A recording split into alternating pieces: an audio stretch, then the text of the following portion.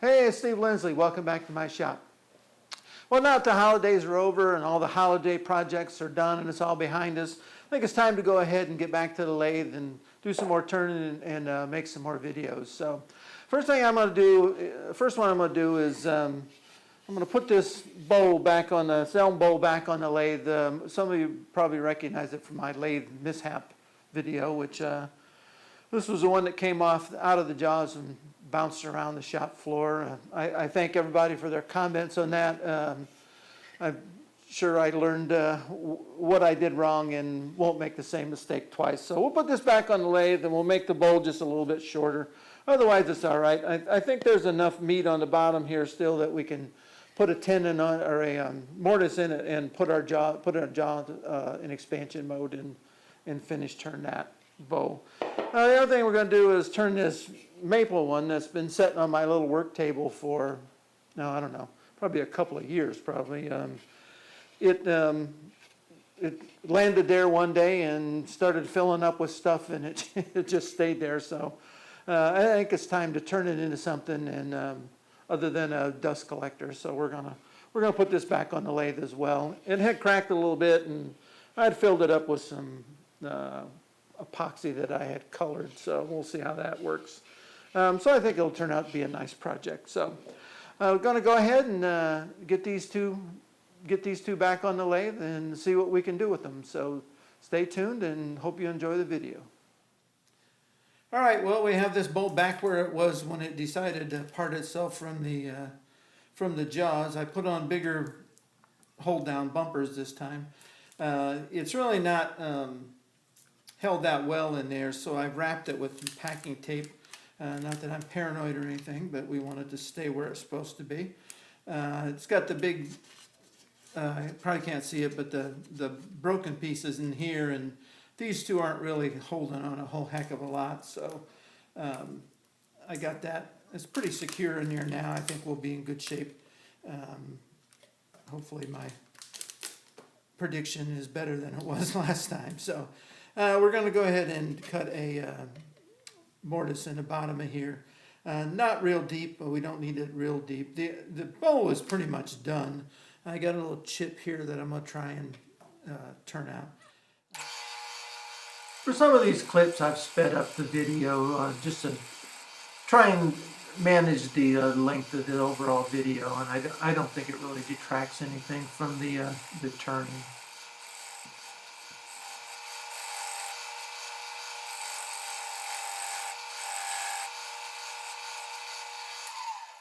Well, now that little nub is gone, we can go ahead and put our little recess in the bottom here. It only needs to be about 3/16 of an inch deep, if that much, and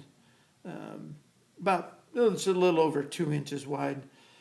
I checked the depth of the bowl and how much there wood's here in the bottom, and there should be about 1/4 of an inch. So we don't want to go too thin now, otherwise we'll go all the way through. So let's see how we do with that.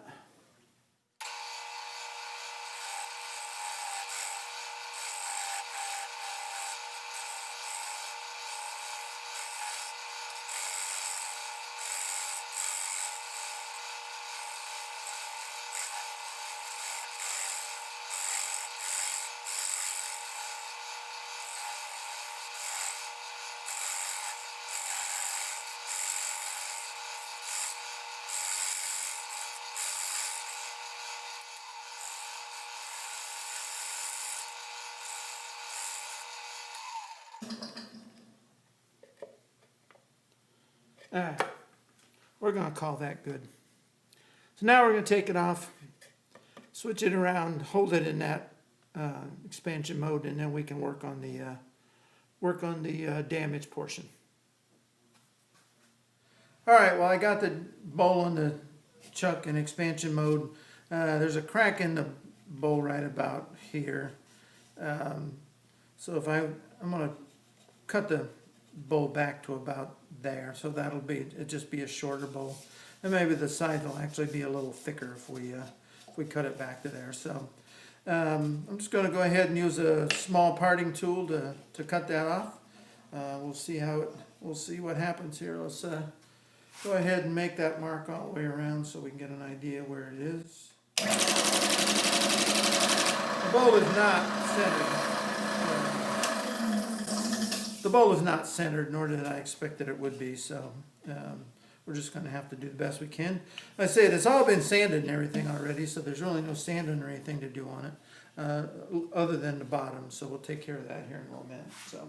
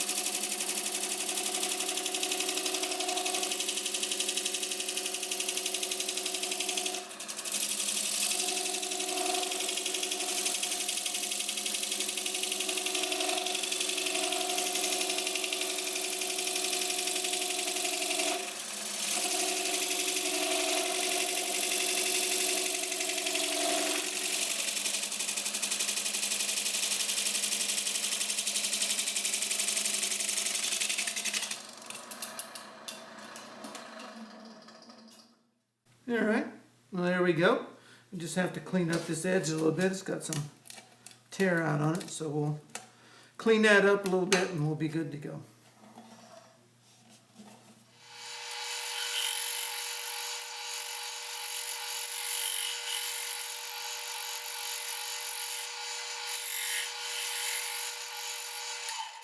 Okay, for the last few minutes I've been using this negative rake scraper to kind of clean the edges up here.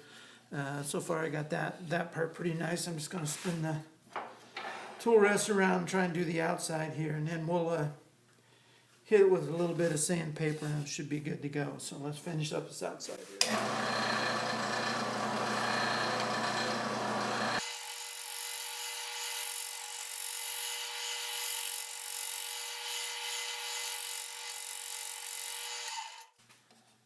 All right, that cleaned that up pretty nice. Like I said, I'll hit it with a little bit of sandpaper. I might have to do mostly hand sanding on this since it's the bowl's not true. So I'll probably just take some sandpaper and do it by hand and sand it up a little bit.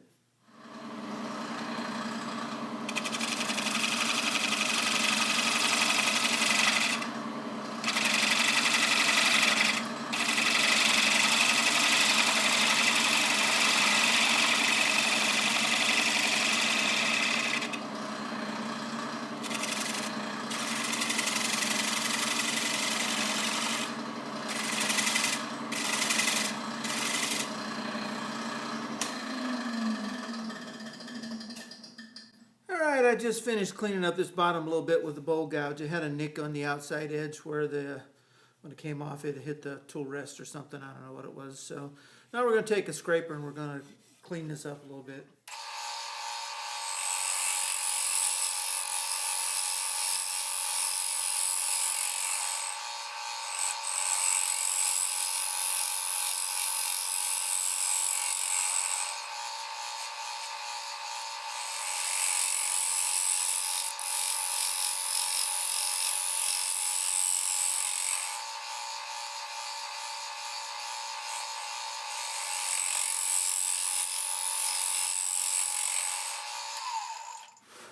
Okay, I think I'm going to call that good. I'm just going to use start with some 80 grit and work my way up to 220 for the rest of that. I'm trying to sharpen my scrapers as negative rake scrapers, but I haven't perfected that yet, so they don't quite cut as well as I like them to. So, but I'll figure that out as I go along here. So we'll go ahead and sand this thing up, and then this bowl will be ready to finish. All right, I put my larger jaws on my chuck here, and what we're going to do is we're going to put this maple bowl on here and true this tenon up. I believe I did it once already, but we're going to go ahead and do it again and make sure. So what we'll do is we'll put the tailstock in the center point, and then we'll just squeeze it up against the jaws on the inside there, and then we'll see how we do. So let's stand back and turn it on. Oh, that's running pretty true, but I think we can go ahead and clean that up a little bit and make that tenon a little bit better. So we'll just go ahead and use a parting tool for that. Give it a little bit more speed.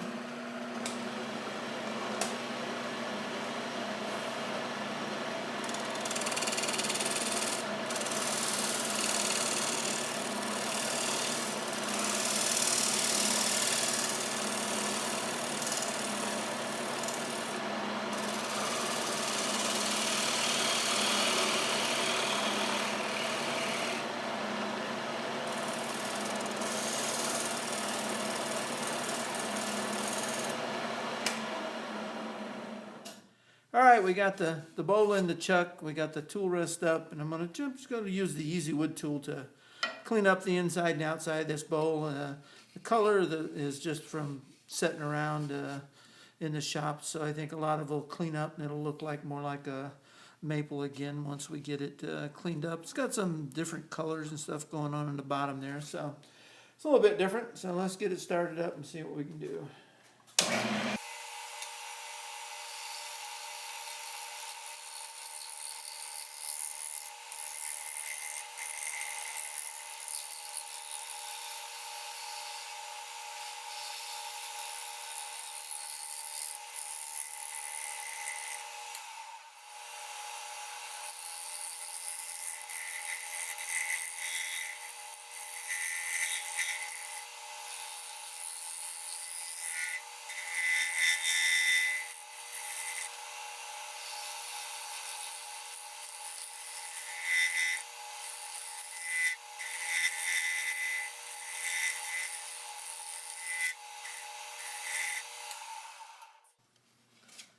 All right, well, we're getting there. It's been a little obstinate, so I think I'll rotate the cutter head a little bit and get a fresh edge and go ahead and finish turning that out.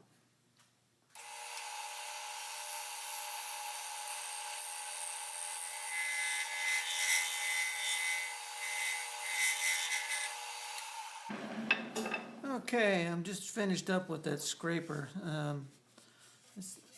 The side grains are nice and smooth. I still got some torn grain there. I almost got all that taken off. The problem is it's getting kind of thin here on the center of this bowl, so I'm not going to take any more off of the inside. We'll sand that out. So that cleaned up pretty well. We got quite a bit of sanding to do on it, so I'm going to go ahead and get set up. We're going to work on the outside. I think I'll, like I said, I'm not trying to change the shape any, so I think I'll probably just try and scrape it clean or something, get rid of some of this stuff I have on there. So.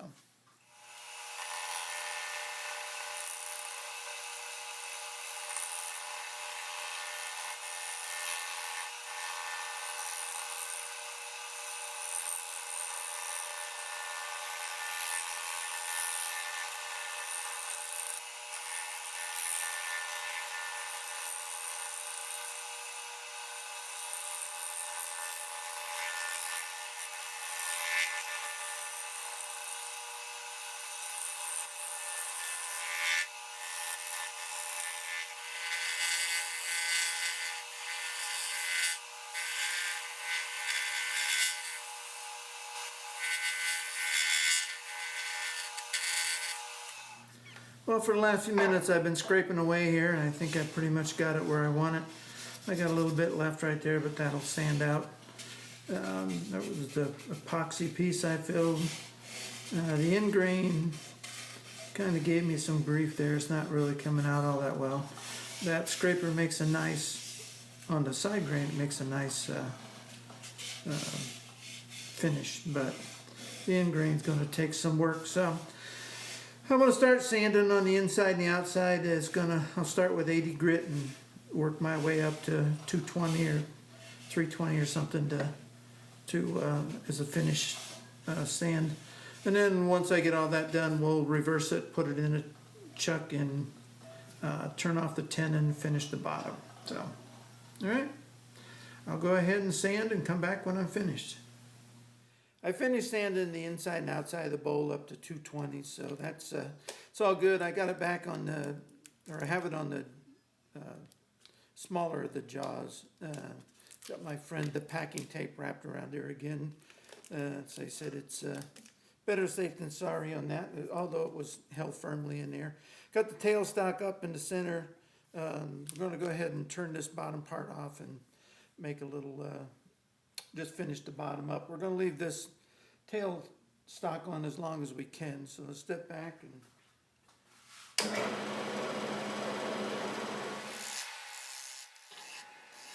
I'm using a half-inch bowl gouge to clean up the bottom of this bowl.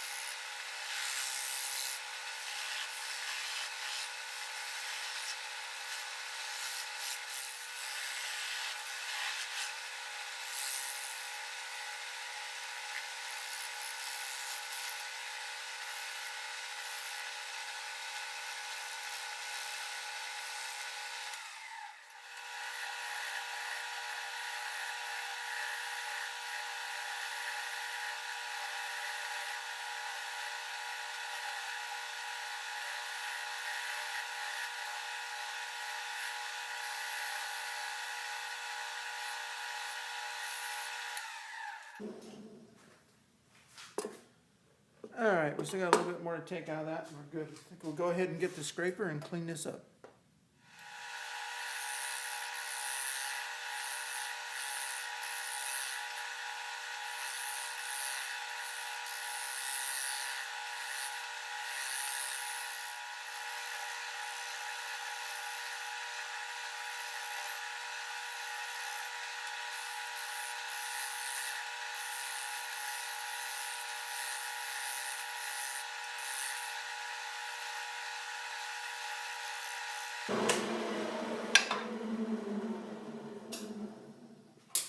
All right.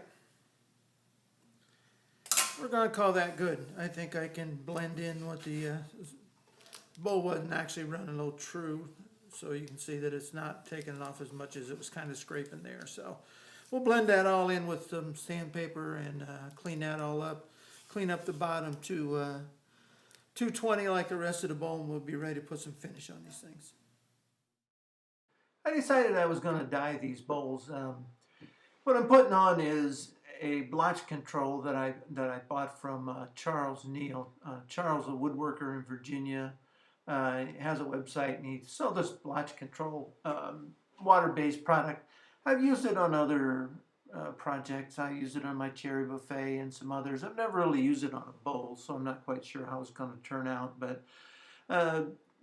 generally, you put it on wood that tends to blotch, like the maple and cherry. I'm not quite sure this elm would have been blotchy at all, but I thought I'd just go ahead and put it on there anyway. The general idea is you put it on with a foam brush, give it a liberal coat, wipe it off, let it set overnight. If the raises the grain at all, hit it with some 320, knock down any fuzzies, and then you put on another thinner coat, and then that needs to dry for overnight or 6 or 8 hours anyway. And then when you do that, you can go ahead and dye the bowl. So this is coming out pretty good. This is a nice looking elm bowl. Well, there you go. That's pretty much the blotch control on the elm bowl. I did the same process to the maple bowl.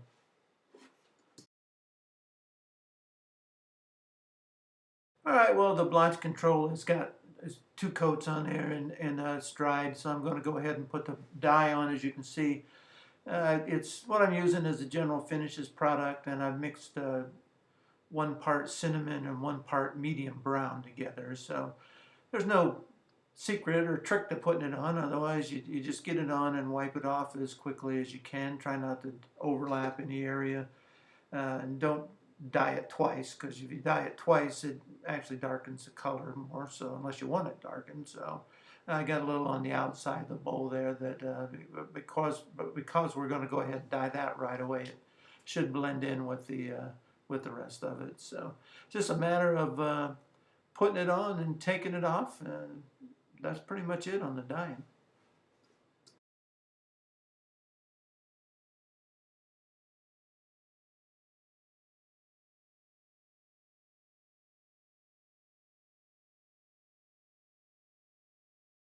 Well, the process for dyeing the elm bowl is pretty much the same.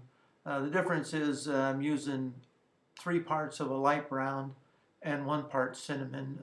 Again, they're general finishes products. I like the color. It came out really nice, and it didn't hide any of the grain, which is one of my goals, was just to let the grain show through, but enhance the bowl by giving it a little bit of color.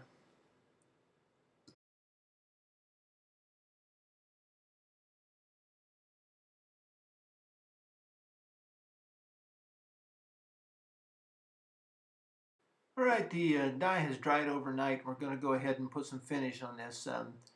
Dye, once it dries, gets kind of a flat color. It doesn't really till you put the finish of some sort on that it actually brings the grain back to life again. This one I'm using a chip brush to put on some Zinsser seal coat, which is basically de-wax shellac. The finishing regimen for these bowls is I'm going to put on 3 coats of this seal coat. I'll sand it with some 320. And then I'm going to glaze the bowl, which basically just means I go back and wipe on another coat of the same dye I put on over top of the seal coat. I let that dry, and then put another coat of seal coat on, and then 2 or 3 coats of satin polyurethane. I would have liked to put some lacquer on it, but it's just too cold in the garage to be spraying lacquer. Well, here's the maple bowl. We're going to go ahead and put some seal coat on this. The maple bowl went really dull and flat looking, so putting this shellac on there is really bringing it to life. It looks really nice. So I'm going to treat this bowl the same way as I'm going to treat the elm bowl, with the same finishing steps, and we'll see what they look like once they get all finished up.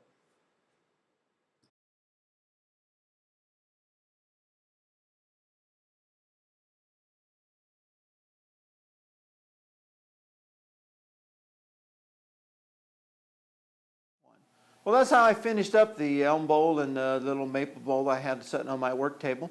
They were a lot of fun to finish up. Here's the final product. Here's the elm bowl. It came out pretty nice, I think. I like the color on it. I think the dye and the combination of the dye and the polyurethane and some seal coat made a nice finish on that bowl. So it's got 3 coats of satin polyurethane on it. So that one came out pretty nice. Here's the elm bowl, the maple bowl. It came out pretty nice as well. It's got a little darker, a little redder color to it, but it still's nice in itself. So this one has got a few areas where it was, I apparently could have sanded it a little bit better. It's got a couple of spots where some rough grain, but considering it was just sitting around collecting dust on my work table, it actually turned out pretty good. So I'll take some pictures and put them up at the end of the video here so you can get a better idea what they look like. So I thank you for watching. It was a lot of fun finishing up these 2 bowls, and if you get a chance, don't forget to subscribe.